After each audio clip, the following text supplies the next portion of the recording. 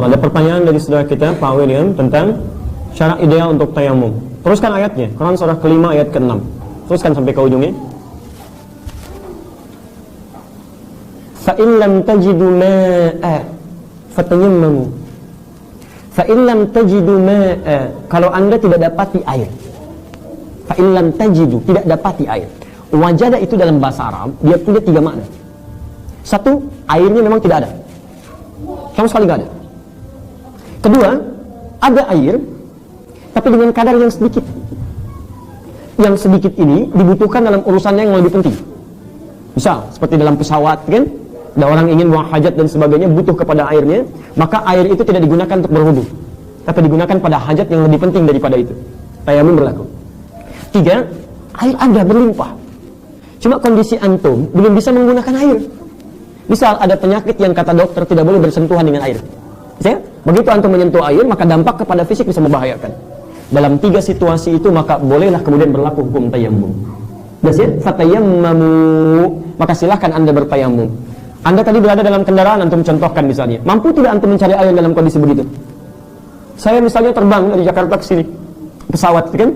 Baik, begitu saya masuk ke pesawat, teman-teman sekalian, airnya ada. Cuma masuk hukum yang kedua, dia terbatas keadaannya. Kalau kita paksakan habis seketika, kemudian dalam urusan yang lebih penting kita dapatkan. Maka yang seperti itu kita kemudian bisa memilih untuk bertayamum. Jelas ya? Itu dalam kendaraan. Antum dalam kendaraan yang lain misalnya, mobil dan sebagainya. Ya, di jalan misalnya susah mampir. Air tidak ditemukan. Air sudah tidak ada, tidak ditemukan sama sekali, mampir sulit, antum boleh tayamum silakan. Yang ketiga misalnya, maaf, saya dalam kondisi di mobil, air ada, cuma dalam ukuran 1 aqua kecil misalnya. Masih bisa digunakan, silahkan. Sepanjang saat antum menggunakannya tidak menghasilkan madarat yang lebih besar. Misal, contoh madarat itu seperti apa? Di pesawat misalnya kan, antum sampingan sama orang yang belum mengerti, non-muslim dan sebagainya. Yang kalau antum gunakan bisa basah kemana-mana misalnya. Maka yang seperti itu antum bisa simpan, antum dahulukan tayamum di situ. Tapi kalau di mobil antum pribadi nggak ada masalah. Silahkan di mobil antum pribadi. Ya, yang 4 antum sempurnakan. Yang basahnya antum bisa lap dan sebagainya, sebagian yang menetes, itu nggak ada masalah. Itu lebih baik dibandingkan antum dahulukan tayamum sepanjang menemukan air untuk digunakan salat dalam kondisi berkendaraan. Jelas ya? Nah, sekarang pertanyaan keduanya, apa yang digunakan dalam tayamum ini? Baik, kita tayamum pakai apa? Bukan. Awas hati-hati, salah antum selama ini. Awas hati-hati, tayamum tidak menggunakan debu, tapi tayamum menggunakan debu yang suci. Awas, bukan pakai debu, tapi debu yang suci. Karena bahasa Qur'annya, fatayammamu sa'idan thayyiba. Kalau Quran mengatakan sa'idan, maka dia cukup menjadi debu saja. Mau nempel dimanapun, yang penting debu. Misal, maaf, knalpot ada debunya? Ada. Kalau bahasa Qur'annya sa'idan saja, debu, maka antum boleh, antum silahkan tayamum menggunakan debu di knalpot. Saya ingin sempurna sunahnya, supaya bekas tayamumnya ada, tempelin di situ, usapkan ke wajah, silahkan. Tapi itu bukan thayyiban.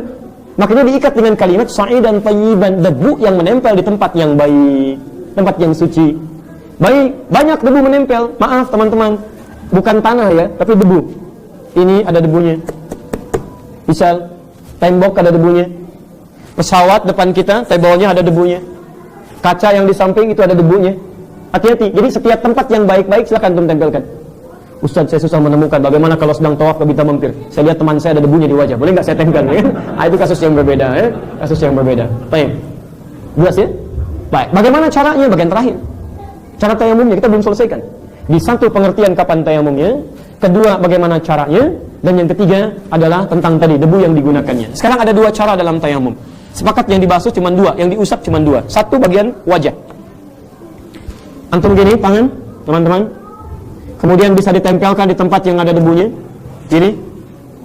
Setelah itu, lihat baik-baik. Bisa antum kemudian tepuk begini. Ya, ini untuk menghilangkan debu-debu kasar yang ada menempel di tangannya, telapak tangannya. Atau kemudian antum tiupkan. Ya. Ini juga untuk menghilangkan yang kasar-kasar mungkin menempel. Baru kemudian pertama antum usapkan bagian wajahnya. Bisa seperti ini. Jelas? Bisa sekali cukup. Ya, sekali cukup untuk antum kemudian usapkan. Yang kedua, ambil lagi, tempelkan. Kemudian tepuk seperti ini. Atau tiupkan. Lalu kita kemudian basuhkan bagian tangan. Boleh kemudian sampai ke siku di sini, ya. Dalam kondisi tertentu bisa kemudian sampai telapak di sini. Khususnya terkait dengan perempuan. Sah sampai sini? Jelas ya? Allah Ta'ala a'lam bissawab. Cari tanah, cium dulu, jangan sampai bau kencing kucing. Udah tak ada, baru letakkan. Minta tolong satu Ustaz, pegangkan mikrofon nih. Agak dekatkan ke mulut sedikit. Dah, letakkan tanah di atas koran, tepuk sekali. Habis itu pukulkan telapak tangan. Habis itu hembuskan. Yang kameranya tadi belum hidup, kita ulang sekali. Sekali saja. Nah, ini siaran ulangan. Jam dibuka. Baik jam mahal, apalagi yang murah. Cincin buka juga. Cuman ingat-ingat. Sekarang sedangkan ingat kita dilarikan kawan. Pukul sekali. Tepukkan. Hembuskan. Baru diusapkan ke muka. Jangan sampai debunya mustakmal, terpakai, tak laku. Sekali sapu, sekali usap dari atas. Debu yang ini di atas, ini di tengah, ini di bawah. Gitu, bukan debu itu diambil.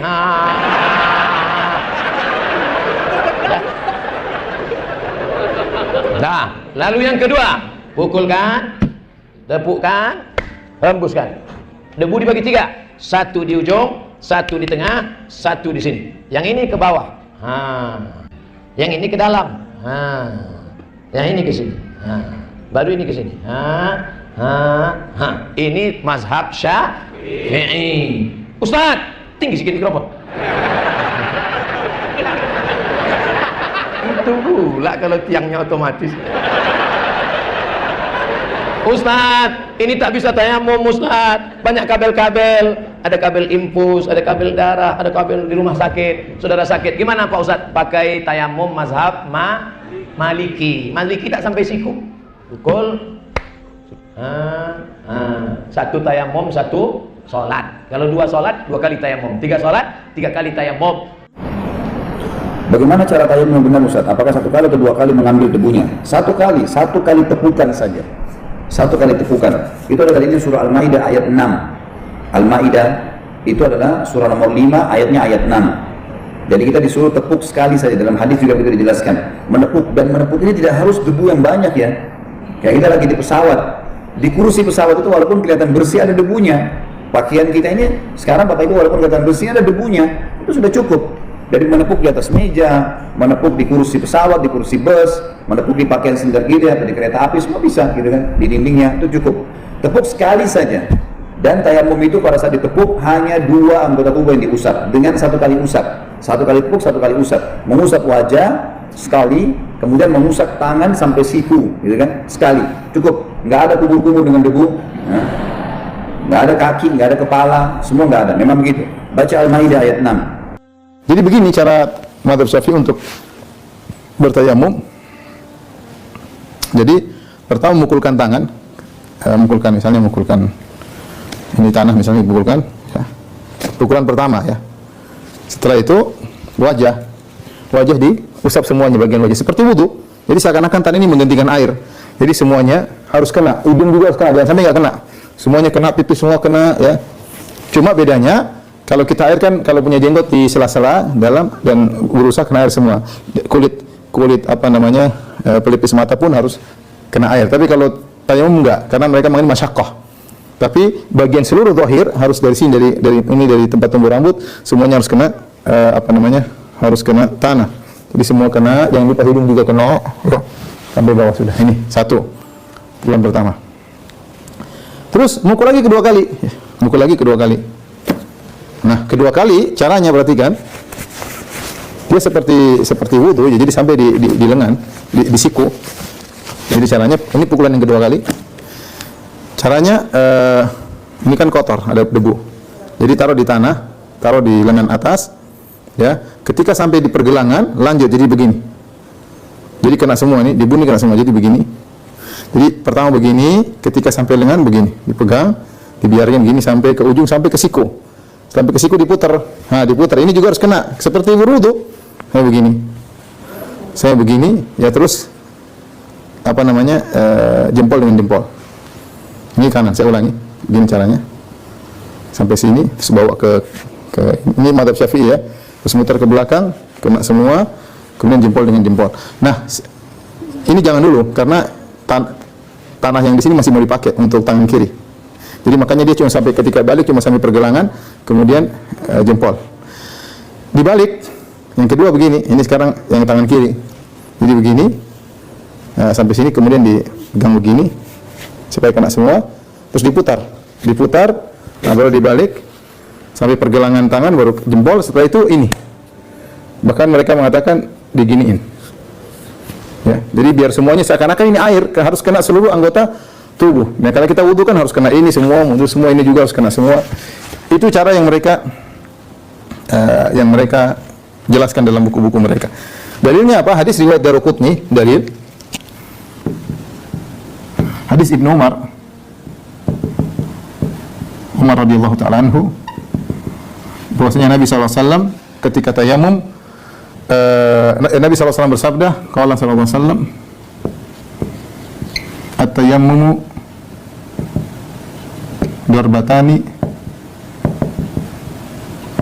darbatun lil wajhi wa darbatun lil yadaini ila al-mirfaqaini.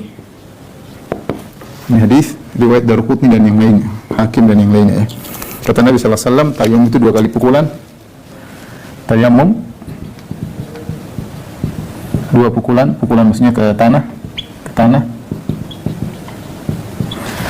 Satu pukulan untuk wajah, satu pukulan ya untuk wajah, kemudian satu pukulan untuk kedua tangan, satu pukulan lagi untuk kedua tangan hingga kedua siku. Nah, ini mazhab Syafi'i demikian, oleh karenanya yang dirajihkan oleh mereka caranya begini. Namun jadi masalah, ikhwan, hadis ini didhaifkan oleh para ulama, bahkan didhaifkan oleh Ibnu Hajar rahimahullah dalam Bulughul Maram dan dalam Fathul Bari. Ya. Dalam Fathul Bari, hadis ini dhaif, terutama masalah tangan sampai kedua siku. Tapi demikian, intinya kita harus tahu mazhab Syafi'i seperti ini. Di mazhab Syafi'i kalau mau tayamumnya sah harus begini, harus sampai kedua sini. Kalau sini nggak cukup, harus sampai ke sini. Mereka mengamalkan hadis ini, mungkin mereka memandang hadisnya sahih, wallahu a'lam bishawab. Tapi Ibnu Hajar sendiri mengatakan hadisnya dhaif. Dalam Bulughul Maram dia mengatakan hadisnya yang benar mauquf kepada Ibnu Umar, wa sahahul a'immatu waqfahu. Kata beliau dalam Bulughul Maram bahwasanya para a'immah hadis menganggap hadis mauquf kepada Ibnu Umar, bukan marfu. Dalam Fathul Bari dia mengatakan hadisnya dhaif, sanadnya dhaif. Baik, kita bicara sunnah-sunnah rukun tayamum, kemudian sunnah-sunnah tayamum.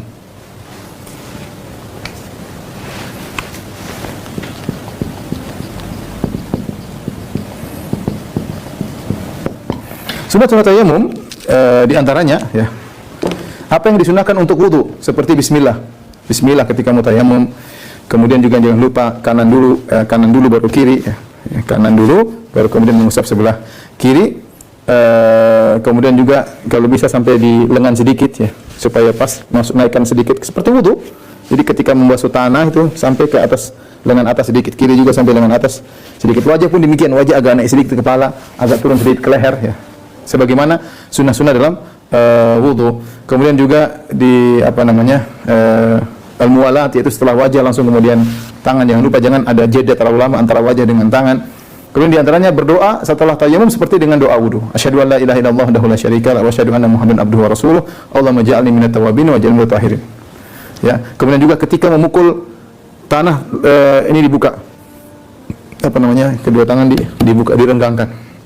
Kemudian sunnahnya juga kalau ternyata tanahnya banyak, ketika dipukul tanahnya banyak maka dikurangi dengan ditepis atau dengan ditiup. Karena bukan maksudnya kita taruh muka tanah banyak di wajah, enggak, yang penting ada debu di wajah. Jadi kalau terlalu banyak bisa dipukulkan, bisa ditiup. Baru kemudian digunakan untuk ini semua sunnah-sunnah dalam tayamum. Tapi yang wajibnya yang ini. Wajibnya yang ini tadi. Ini yang sah atau tidaknya, inilah maksudnya kadar tayamum minimal. Adapun bismillah, kemudian kanan baru kiri, kemudian agak naik sedikit tadi, kemudian doa setelah tayamum, ketika memukul tangannya dibuka, ini semua hukumnya adalah sunnah. Cara bertayamum sederhana. Anda ambil debu, tapi debu Anda sendiri, jangan nyolong di rumahnya orang. Kalau harus ke rumahnya orang ada debu bersih, minta satu sendok debu. Baik, maka setelah Anda ada debu, maka caranya yang pertama adalah niat bertayamum.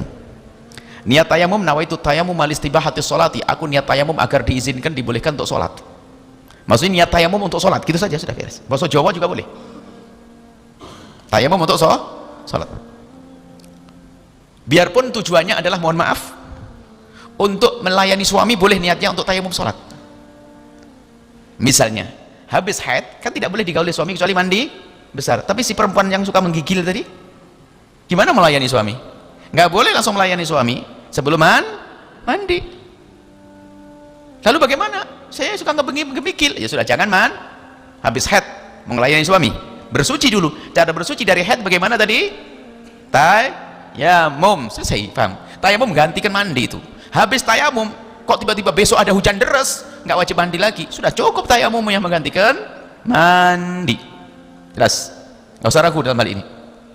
Jadi habis haid, kok tidak ada debu atau ngemikil, misalnya di malam hari ngegil mau sholat subuh atau sholat isya, jangan sampai tidak sholat, naudzubillah.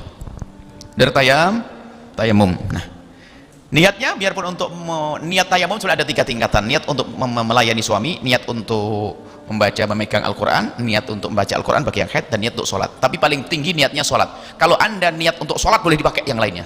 Tapi kalau niat aku tayamum untuk melayani suamiku, maka hanya boleh melayani suami, sholat nggak boleh. Misalnya apa? Aku niat tayamum melayani suamiku, tak tahunya apa, ditoleh suaminya sudah pergi, kan punya tayamum, nggak boleh dipakai sholat karena niatnya untuk melayani suami, martabat paling rendah niat. Tapi kalau anda, aku niat tayamum untuk sholat, biarpun tidak lakukan sholat tapi untuk melayani suami, sah. Maka paling enak saya kasih niat tertinggi, aku niat tayamum untuk melaksanakan sholat, dan diniati untuk sholat apa? Biarpun tidak sholat nanti, penting untuk sholat, selesai. Kemudian setelah itu tayamum itu harus nunggu waktu sholat tiba. Kalau waktu sholat belum masuk, tayamum kalau wudhu kan boleh. Duhur dan jam 12, jam 11 saya wudhu, sah.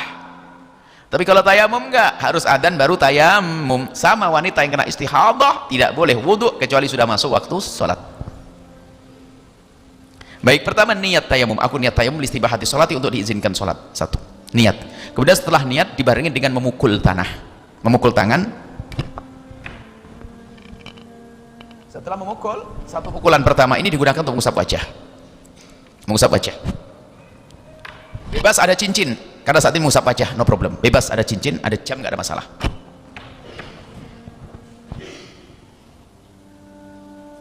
Nggak usah langsung kayak masuk-masukin, nggak usah.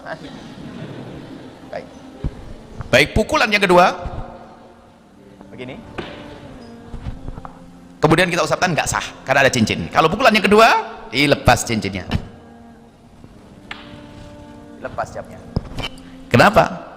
Kalau wudhu tidak wajib dilepas, sebab kalau wudhu air bisa masuk ke dalamnya. Kalau debu nggak bisa, maka harus dilepas. Kalau tidak dilepas nggak sah. Untuk waktu mengusap wajah kan tidak ada urusannya.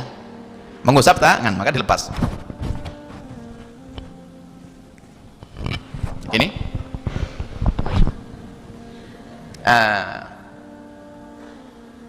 Sebetulnya enggak. Ini hanya manisnya saja. Manisnya itu telapak dibagi 2, separuh telapak untuk belakang, untuk punggung lengan. Setelah ini diputar begini, set, jemarinya ketemu jemari, itu. Kalau udah begini juga boleh gini, tapi ini jangan dikena, karena ini buat mengusap yang sebelah. Yang penting jangan dilepas. Kalau ini belum beres, kalau lepas gini lagi. Jadi kalau lepas jadi mustamal nanti tidak bisa. Jadi kalau lepas nggak bisa dipakai lagi. Jadi jangan lepas. Ini, ya, selesai. Nah ini masih belum kesentuh kan? Karena ini untuk yang sebelah kiri. Sudah bebas. Yang mau sholat, yang mau tawaf, yang baca Quran kan, yang melayani suami, semuanya boleh. Selesai. Tayamum. Jelas ya? Caranya mudah, bukan ribet. Itu saja yang singkatnya masalah tayamum. Ada beberapa hal yang harus diperhatikan masalah tayamum. Tayamum sekali untuk sholat fardu sekali. Jadi kalau anda jamak takdim atau jamak takhir, habis sholat duhur kemudian sholat asar, tayamum lagi. Tapi kalau sholat sunat boleh dengan tayamum sekali, 1000 kali sholat sunat juga boleh. Kalau anda terawih nggak perlu tayamum 2 kali, cukup tayamumnya sholat fardu boleh digunakan untuk sholat sunnah. Tapi kalau sholat fardu satu fardu, 1 tayamum. Jelas ya?